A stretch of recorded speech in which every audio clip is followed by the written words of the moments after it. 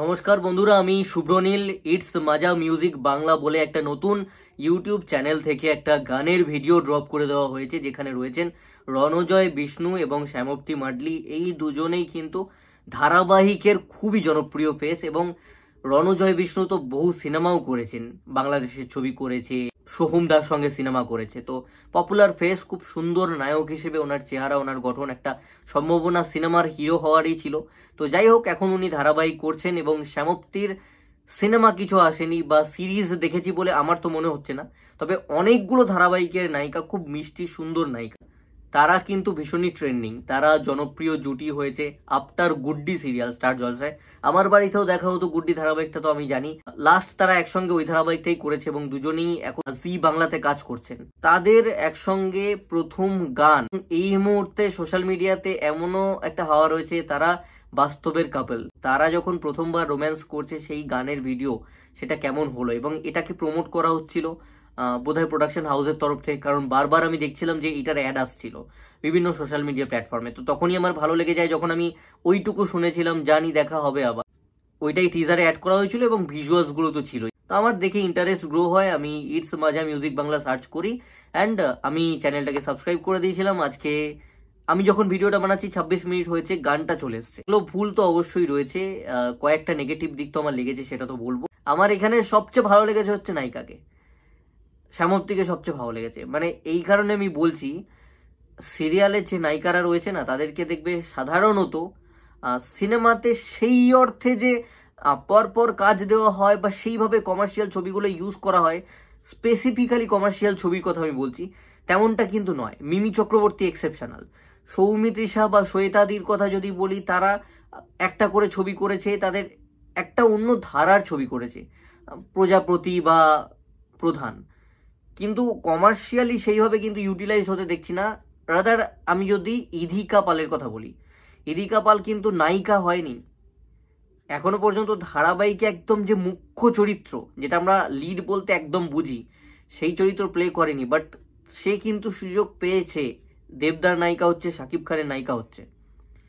এখানে আমি দেখেছি কমার্শিয়াল ছবিগুলোতে সেই অর্থে যারা সিরিয়ালের নায়িকা, যেহেতু তাদেরকে ওই শাড়ি টাড়ি পরিয়ে একদম আটপৌরে বউ হিসেবে প্রেজেন্ট করা হয়, তো ধারাবাহিকের গল্পগুলো ওরকম, ফ্যামিলি সেন্ট্রিক, ফ্যামিলির দর্শক ওই ধরনের গল্প দেখতে পছন্দ করে, তো তাদের না ওই একটা ছক হয়ে যায়, তো তার বাইরে তাদেরকে ইউজ করা হয় না।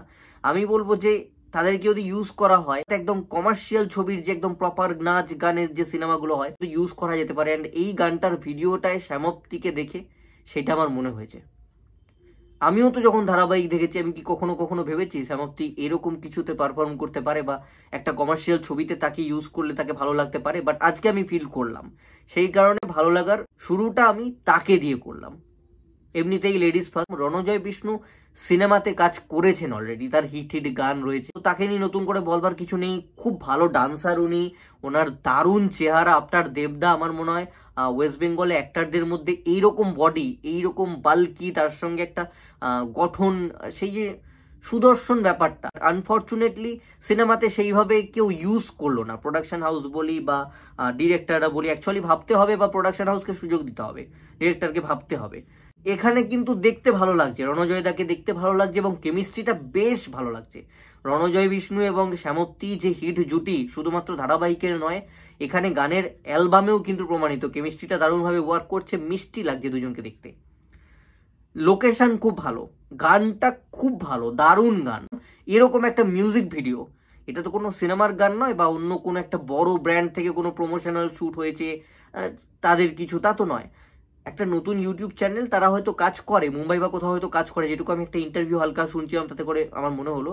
তো তারা চ্যানেলের জন্য হয়তো গানটা নিয়ে আসছে তাদের, অ্যান্ড সেইখানে এই ধরনের গান বা এই ধরনের ভিডিও, এই ধরনের লোকেশনে শুট করা, অ্যাকচুয়ালি এখন অনেক এই টাইপের ভিডিও কিন্তু আসে, মিউজিক ভিডিও আসে, অনেক বড় বড় সিরিয়ালের নামদেরকে নিয়েই কিন্তু করা হয় সেখানে, বাট আনফর্চুনেটলি সেগুলো ভালো গান হয় না, সেই অর্থে গ্র্যান্ড ব্যাপারটা থাকে না, গ্র্যান্ডার থাকে না।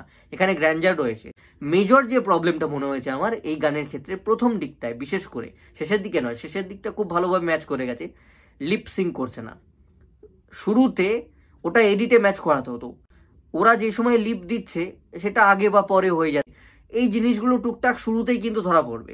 ওই যে ক্রিস্টাল ক্লিয়ার ব্যাপারটা থাকে না, যে আমি একটুখানি 1080p-টাকে 1440 করবো, 2160 করবো, ওই যে ব্যাপারটা কোয়ালিটি বাড়িয়ে একদম ক্রিস্টাল ক্লিয়ার ঝাঁ চকচকে দেখবো, যেহেতু লোকেশনটা এমন ভালো তো ওটা ডিমান্ড করে। এই গানটা কোন ক্যামেরায় শুট করা, একটু ব্লারি ব্যাপার আছে গানটার ভিডিওতে, এবং ডিরেক্টরকে ওভারঅল জিনিসগুলো দেখতে হয়, ক্যামেরার কাজ বা কি কোয়ালিটিতে আপলোড হচ্ছে বা এডিট কে করছে।